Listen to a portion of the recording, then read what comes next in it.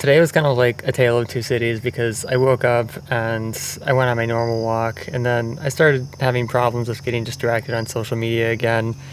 I think what's going on is that as I'm building my van out, I'm like getting closer to actually living in it, and it's sort of like a Mordor type situation where like Frodo is getting closer and closer to Mount Doom, where he's gonna like throw away the ring. In my case, it's like internet and social media addiction, and I think the internet can feel that I'm about to get towards a more like minimal point in my life, and so it's like making a last desperate attempt to like distract me, you know. So anyways, but the reason why it was like a tale of two cities is because I had this distraction in the morning. I was just like scrolling YouTube per usual, watching, I don't know, van life videos and synthesizer videos and what have you. And then I was like, you know, enough of this. I just need to get out of the house. And that's another thing that's distracting me lately. It's just like being in this place where I don't want to be, you know. And so like getting on social media is an escape from that. But anyways, so I thought I would take on a little van project because I'm waiting for my windows to come, and I'm also waiting for some materials that I need to install the max air fan on the top of the roof. So I'm kind of like in stagnation right now, which is another thing that leads to social media addiction, is feeling like you're like stuck and you're waiting for something. You don't really want to start something else because you have this big thing coming up, but whatever. So I had to take my ladder off to install the back windows, and it kind of pissed me off when I got the van because the ladder was crooked. The person who apparently owned it before me, they only had it for 7,000 miles, but they were some kind of handyman, and they just seemed like they started a business without even knowing what they were doing because the ladder was like totally off to the side. So anyways, I put it back on and I decided that I was going to fix it. So I like did all of these adjustments, and I biked over to Ace Hardware a couple of times to buy some stuff, and then, you know, I got it all fixed up. It's all attached, and it looks good. You know, it's centered, and I'm excited to do some like roof stuff now. But anyways, it was just funny to notice how like focused I was working on something in the real world versus how difficult it is to focus when you're working on something digital. And it's also being inside. I don't like my room. It's very dark, which I've said before. And being outside in nature, it just makes your mind work correctly. I don't even know how to explain it better than that, but just like the sounds and the breeze and seeing animals around, it's like I don't know, there are things going on that could distract you, but they don't distract you because they feel natural or something. It's really difficult to describe, but like when you're on the computer, there are all these things that you can engage with, and they all feel unnatural, and you sort of just get this like Lord of the Rings, like Ring of Power, like tunnel vision, you know, where you stop being aware of everything that's around you, the trees and the sky and the fig plant, and the airplane going on overhead, and all you're focused on is like this screen, you know. I feel like my vision even is getting degraded by just staring at like the same distance, you know, over and over again every day. So one of my goals for van life is definitely like doing less editing, making simpler videos that don't require me to be on a computer as much. Just like talk, you know, sit down videos like this. Maybe in the future I'll even just have like a notebook, and I won't be doing as much B-roll and stuff like that, because that's also a pain to try to put together. But anyways, it was just like I worked on the ladder for probably about an hour, and there was no point at which I ever got distracted from what I was doing, or like lost connection with it, or, you know, thought, oh, I should be doing this instead of that. Versus when I'm doing video editing, it's like I'll edit for 5 minutes and then I'll feel like I want to do something else, you know, because I don't like it. I don't like this like constant like click, drag, you know, type on the keyboard. I don't know. I don't like it at all.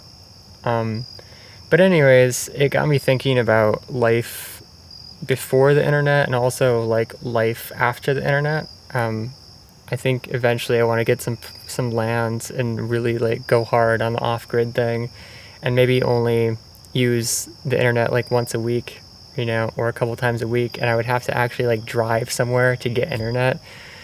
And I was thinking about this moment that I had when I was in high school. It was actually like just around the corner from where I am right now inside the house. That's where the computer used to be, the family computer. We had a Dell at that point. And I got home from school, and for whatever reason, I just felt inspired to write. And I swear to God, I wrote like 20 pages straight, in like 3 hours or 4 hours, and I didn't stop. And this is like really before the internet got going. And over the years, I've had fewer and fewer of those moments. Like I can still focus and I can write like a whole video script, just sitting down. But I feel like the vision and the emotional part of it has kind of like diminished more than anything. It's not so much like the ability to get stuff done as like the ability to like feel stuff and create, interesting imaginary worlds. I think that takes the most energy out of everything. To like, when I look at, like, I've been reading Harry Potter recently, and just to be able to see like this plot and the characters and to feel that they're real, is something that I don't feel like I've been putting into my YouTube videos. Like they just feel very like plain saltine cracker energy, It's frustrating, but I think part of it is that there hasn't been enough separation from distraction. I haven't been able to pare down my living space to the point where I can focus and where I don't have so many things going on at once. And the things that are going on feel more natural and not like technology oriented. But yeah, I've been thinking about my life and like, is it possible for me to recover this skill that I had when I was younger? Because I feel like a lot of people lose this, creative people especially. They feel like they've lost their mojo or something. Something is different, something has changed, and they're not capable of capturing that magic that they had when they were younger. And the naturopath that I work with, Karen, I remember after I wrote my first book, 365 Comics, I was just totally burned out. And so I started working with her. And at one point she wrote me this email and she said something like, "Andrew, you can't be creative." And I remember looking at that sentence and being like, what the fuck? I just like wrote this book, which just this incredibly difficult challenge where I was being creative every single day. Like, what are you talking about? And then I was looking back on it and I realized that she was right. Like I did accomplish a lot productivity wise, and there's a lot of creativity that went into it, but it just wasn't the same. It wasn't on the same level as what I used to do. I mean, like sitting down and writing 20 pages in one day, and I was looking back at that challenge and it was like I was struggling just to come up with like a decent comic, which, it's not an easy thing to do, to be fair. But there's a definite difference between like coming up with a minimal idea and like sketching out, a whole world of 20 pages, where the characters are coming to life and there's emotion and you want to see where it goes next. I think like imagination is one of the coolest things in the world because of that, because of the feeling of like you're in this dark space where you are creating like the world, as you go. And it's exciting for you too, because you don't know where it's going to go, but you can see just far enough to keep yourself motivated to keep writing, Anyways, so I was working on some other stuff today. It was a decently productive day, and I did some sketching. I came up with some plans for a fireplace, which I really like. This is my favorite. I'm going to get it's called the Dwarf, which is a cool name for a little wood stove. So this is the door, the cargo door here, and then there might be a little mat there. I want to put some like wood strips across here, just to give it a little more earthy vibe. Then this is the window, cargo window, and then you'd have a little storage for logs underneath, and then there's the wood stove. It opens up, you put the logs in, and then this goes out the roof. and I feel like it would be really cozy. One of the things that I've been struggling with the past few years living at my mom's house is that I need like to live in a warm climate, and she likes to live in a cold climate, or at least inside the house, or at least relatively speaking. So like I am always cold, and I feel like that's one of the things that's been draining me of emotion and creativity and vision is like the lack of warmth. My body is spending so much energy just trying to keep me warm that I don't have any warmth to like put into my videos or the things that I write or the things that I draw. So I'm really looking forward to that. But yeah, some of the other things I was sketching out is like the bookcase. So this is gonna go, there's the front of the van.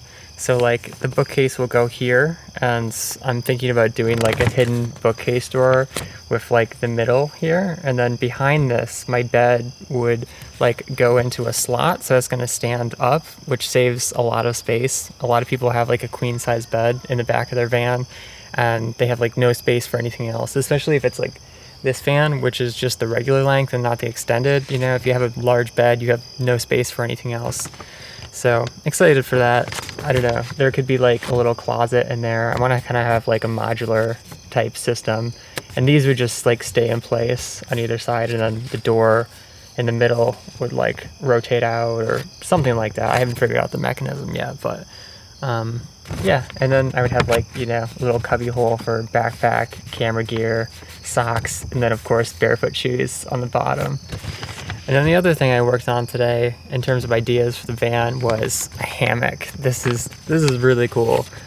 I think this would be awesome to implement, but like I would have a deck on top of the van. You can see that there's like, I don't know if you can see from here, but there are black rails already mounted on the top, which were there when I bought it, which is great.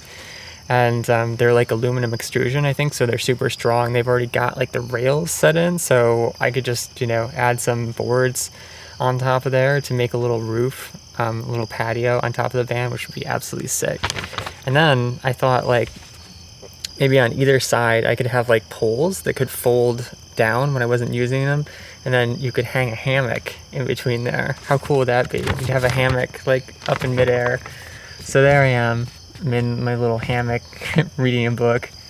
But yeah, that's what I worked on today.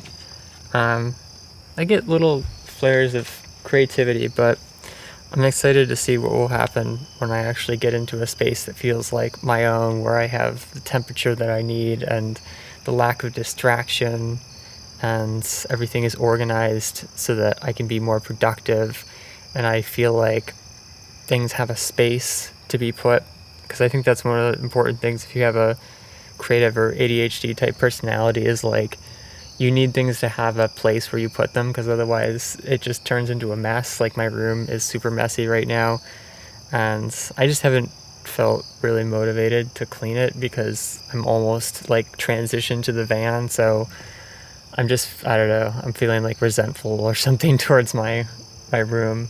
It feels like purgatory to me at the moment, but it was a pretty good day. The second half, it was kind of like a digital morning and then an analog afternoon when I was working on the van, and I definitely prefer analog. If I could live without the internet, I honestly think that would be better. I just wish that there was a way to like share my ideas without having to be on YouTube. I like the idea of doing something like Substack where it's just email based, but it is annoying to get emails from someone where you might not be interested in every single thing that they post. And so that's where the whole like subscriptions and like YouTube feeding you suggested videos and stuff comes in, because you're not interested in every subscription. So I don't know, it's complicated. I don't know what the answer is to getting off of social media, but at the very least I do want to pursue this idea of extremely limiting it so that it's not in my life every day. Like if I could go multiple days in a row without having to be on social media or email or whatever, that would be ideal. Just live on a little plot of land and have my wood stove that would keep me warm and my hammock like 15 feet up in the air, and I would be good. But yeah, thank you guys for hanging out, and I'll catch you in the next video. Peace.